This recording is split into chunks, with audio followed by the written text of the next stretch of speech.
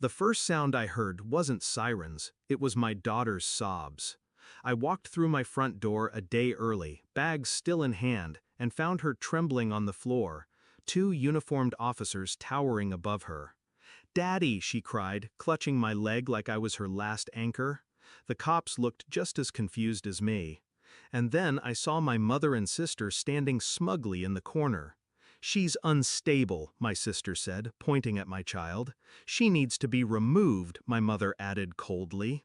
My 6-year-old. They called the police on a child. I didn't scream, I didn't beg. I memorized everything, every smirk, every lie. And I acted. It wasn't always like this. When my daughter was born, I thought maybe my family would finally step up. Instead, they treated her like an inconvenience. "You're ruining your career," my mother sneered. "You'll never manage alone," my sister added. I thought they were just better. But bitterness turned to sabotage. They offered to help babysit, but I always came home to whispered insults, slammed doors, and my daughter shrinking into herself. Still, I trusted them, because family was supposed to be safe. Until that night, when I learned safety was a lie. The officers explained through awkward coughs that they'd received a call, anonymous, a tip that my daughter was being neglected. Neglected? I looked at my mother, at my sister. Neither flinched. That's when it hit me. They weren't trying to protect her. They were trying to take her, to punish me for not bending, not living under their control. They couldn't break me, so they targeted her. And in that moment, my heart didn't just break, it hardened.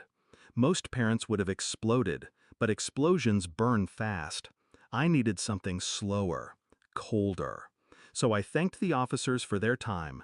I tucked my daughter into bed, I kissed her forehead and promised she was safe. Then I sat down at my desk and built their destruction. Not with fists, not with shouting. With paper. With proof. With patience. Step 1, documentation. I requested the full police report. The officers had logged the call, the accusations, the fact that nothing was found. False reporting. Strike 1. Step 2, history. I combed through years of texts, voicemails, and emails. The insults, the threats, the manipulations. Every word became evidence. I backed it all up, triple copies. Step 3, legal firepower. I retained a family attorney. Not cheap, worth every cent.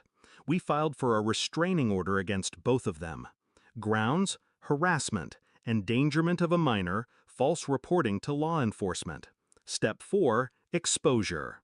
Quietly, strategically, I let their world know.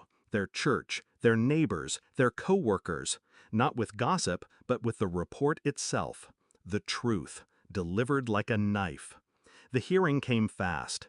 They sat across from me in court, smug fading into unease as my lawyer presented the case. The police report, the pattern of harassment, the messages, the witnesses. My sister tried to interrupt, voice shrill. "He's twisting everything!" The judge silenced her with one look. Then came the moment.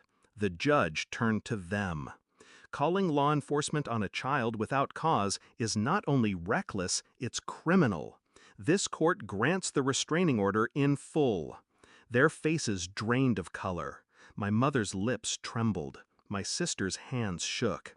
And when the bailiff handed them the order, spelling out that they were to have no contact with me or my daughter, ever, their screams echoed through the courtroom. I didn't smile.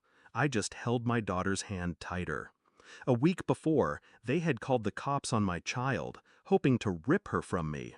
Now, they couldn't even get near her. Their reputations? Shredded. Their power? Gone. Their control? Severed at the root. My daughter sleeps peacefully now. No whispers, no threats, no fear of strange men at the door. And me? I'm not angry anymore. Not broken. Just free. They wanted to take everything from me. Instead, I took everything from them. And the only sound I carry now is the silence they left behind.